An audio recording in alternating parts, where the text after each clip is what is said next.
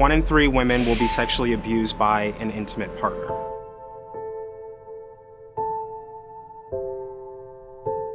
One in 3 girls will be sexually abused by age 18.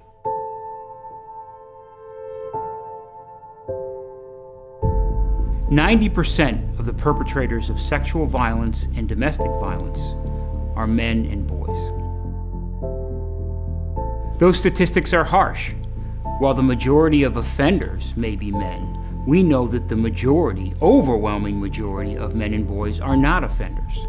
And that's kind of why we created the White Ribbon Campaign in the first place.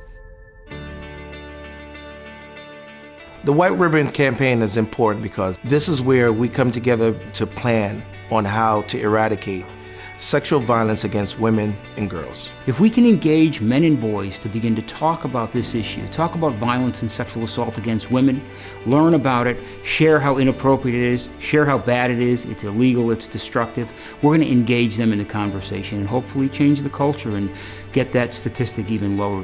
Toxic masculinity puts us in a box, and that box is really harmful.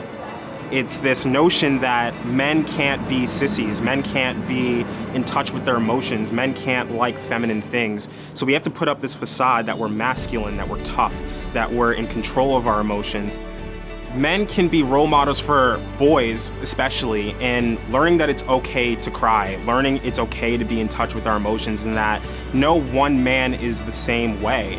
I always tell my son, who's only 4 years old, I do my best to aware him that he should never put his hand on a woman, he should never have to yell at a woman, or anything physically to hurt her because it's not right. My dad would always tell us, if you put your hands on a woman, if you abuse a woman, you're not a man. You have to ask yourself, I'm not an offender, however, I don't want to be a bystander. My role is to get the word out to the community, making sure that our youngsters understand the importance, the effects that it can have on our community. I work with a lot of individuals that have been sexually abused, and we go to schools or we make functions where they come and they speak and let their voice be heard. Our approach is to educate our young people how to communicate, how to interact, and emphasizing the biggest thing is respect. If you respect yourself, then you will respect others. This past summer, I had the phenomenal experience of being an adult counselor at Camp Hope, and I saw a lot of young boys that have been exposed to high levels of trauma. Being able to act as a leader and role model to these boys was really transformative for me. Letting some of them know that it's okay to be in touch with your emotions, that what happened or what happens in our lives, sometimes we don't have control over it, but we are able to process those emotions and not run away from them.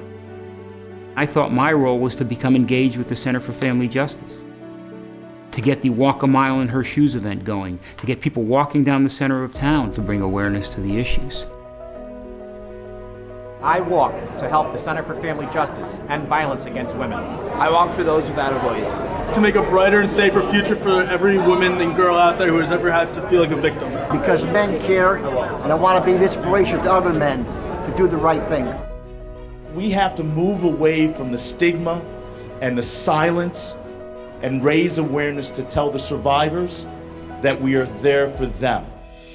So all of you today are sending a clear message that we don't tolerate sexual assault or sexual abuse, and we will do all we can in our power today to make people aware of that, and yet continue throughout the year preventing it, enforcing it, and making sure that it doesn't continue or happen again.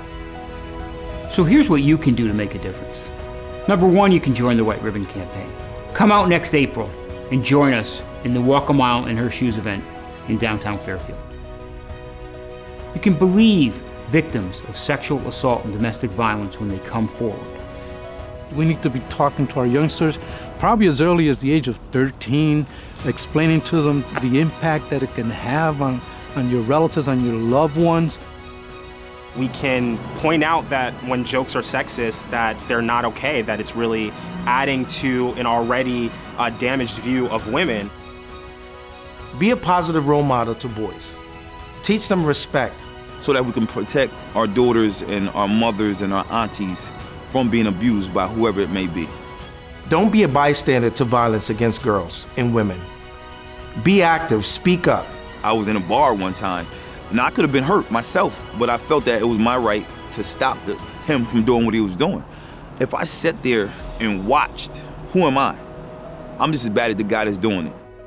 Our White Ribbon campaign will only be successful when men and boys in our community recognize that sexual assault and domestic violence is preventable, and they play a role in ending it.